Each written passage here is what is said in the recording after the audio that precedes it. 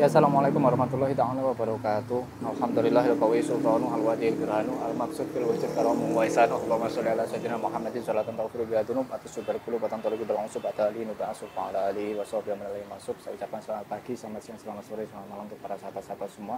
Jadi kemarin saya sempat menanggapi sesuatu yang viral ya sahabat-sahabat semua terkait dengan salah satu oknum Gus. Saya sebutkan aja, sudah viral soalnya. Gus Miftah. Wah, rame di mana-mana sahabat-sahabat semua ya. Beritanya setelah mengolok-olok penjual es teh. Ini penjual es teh ini kayaknya akan melambung tinggi nih ratingnya. Jadi kita doakan aja sahabat-sahabat. Karena di balik kejadian itu pasti banyak hikmahnya. Tetapi kali ini saya ingin menanggapi lagi terkait dengan Gus Miftah. Ada satu tokoh juga. Ini oknum Habib ya. Oknum Habaib namanya, saya sebutkan aja Habib Zaidan bin Yahya. Saya mohon izin kepada antum Beb untuk menanggapi pernyataan sampean, lebih tepatnya untuk menanggapi pembelaan sampean terhadap Gus Miftah. Dan video ini saya buat, saya nggak tahu Habib ini sudah meminta maaf, klarifikasi atau belum ya. Jadi sebelum kita ke tanggapan saya, kita reaction dulu videonya Habib Zaidan ya. Jadi sebenarnya memang karakter dakwahnya Gus Miftah itu seperti itu. Jadi kalau saya mau menyalahkan juga bukan kapasitas saya, karena memang karakter dakwahnya Gus Miftah itu dari dulu tuh seperti itu, karena beliau banyak merangkul anak-anak kalangan yang kurang baik. Dengan alasan karena karakternya Gus Miftah itu seperti itu. Karena Gus Miftah itu kebanyakan merangkul orang-orang yang kurang baik. Ya fungsinya dakwah kan merangkul orang-orang yang kurang baik menjadi baik.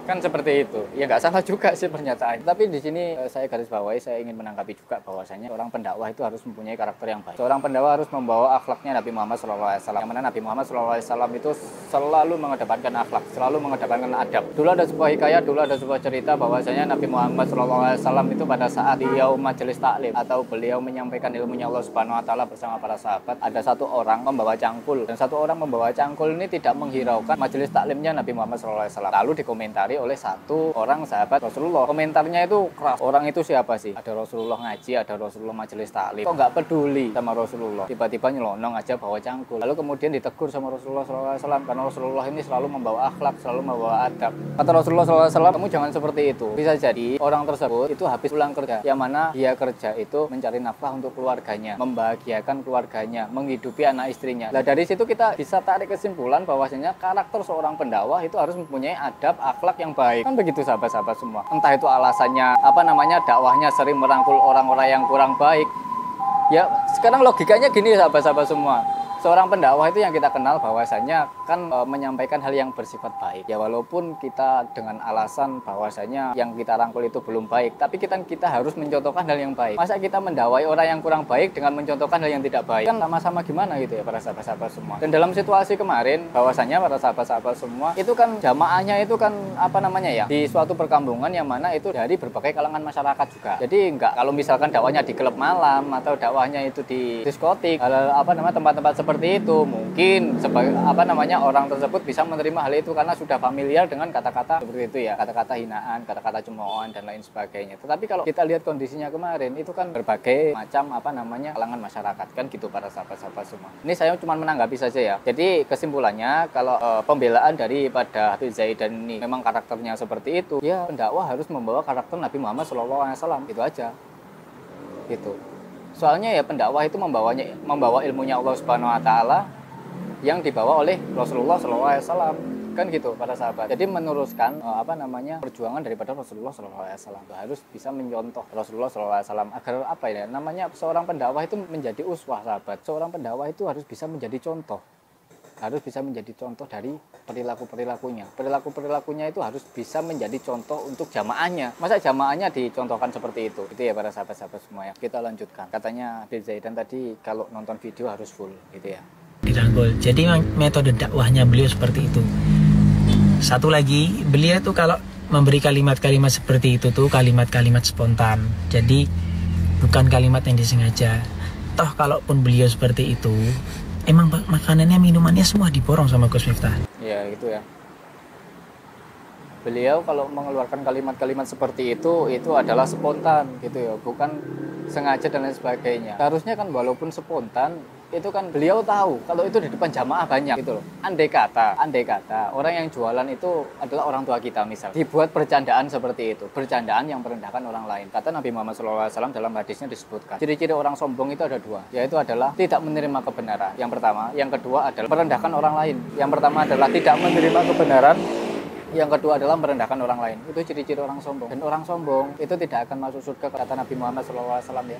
Jadi orang yang sombong itu tidak akan masuk surga walaupun kesombongannya itu sebiji sawi gitu ya para sahabat-sahabat semua ya. Gitu. Kalau memang spontan ya seharusnya dia sadar lah, dia di atas panggung, di depan jamaah banyak. Ya harusnya perlu dipikirkan juga gitu. Apalagi yang di samping-sampingnya yang tertawa terbawa-bawa itu siapa namanya, saya nggak sebutkan namanya ya para sahabat-sahabat semua ya. Itu sudah keterlaluan gitu ya, sudah keterlaluan. Kita lanjutkan sahabat.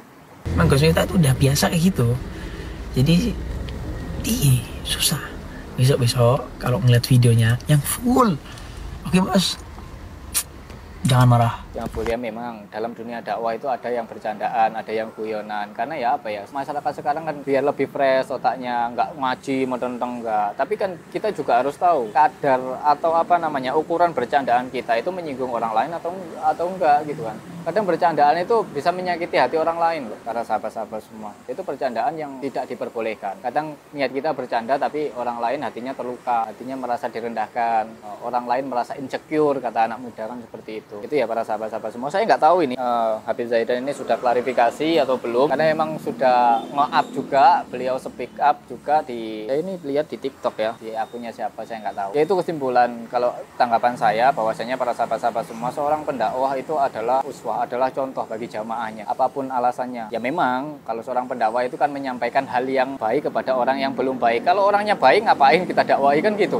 wong sudah baik gitu. Tapi dakwah kan mencontohkan hal yang baik gitu. Ya karakternya harus baik juga, karena kita menyampaikan ilmunya Allah Subhanahu wa taala harus dengan adab. Karena saya kemarin sempat menyampaikan bahwasanya adabu fauqal ilm, adab itu di atasnya ilmu. Setinggi-tingginya ilmu manusia kalau nggak punya adab ya nggak ada gunanya. Kata lagu ajining diri sapa ing lati, harga diri itu terdapat di dalam kita mampu nggak menjaga lisan kita. Kadang lisan kita itu lebih tajam daripada pedang, sahabat-sahabat semua. Jadi hati-hati menjaga lisan ya. Jika kita disakiti orang, direndahkan orang, kalau orang tersebut itu membalas dengan hina, membalas dengan merendahkan juga, kita nggak apa-apa. Tapi kalau orang tersebut membalasnya dengan menyerahkan kepada Allah Subhanahu wa taala, apa yang terjadi? Wallahu khairul makirin dalam Al-Qur'an. Tunggu saja makan Allah. Gitu ya sahabat-sahabat semua ya. Terus mungkin cukup seperti itu aja para sahabat-sahabat semua. Saya nggak tahu setelah video ini diupload atau saya membuat video ini Habib Zaidan ini sudah klarifikasi atau belum. Kalau memang sudah klarifikasi ya nggak apa-apa gitu ya. Mungkin cukup dari saya. Assalamualaikum warahmatullahi wabarakatuh.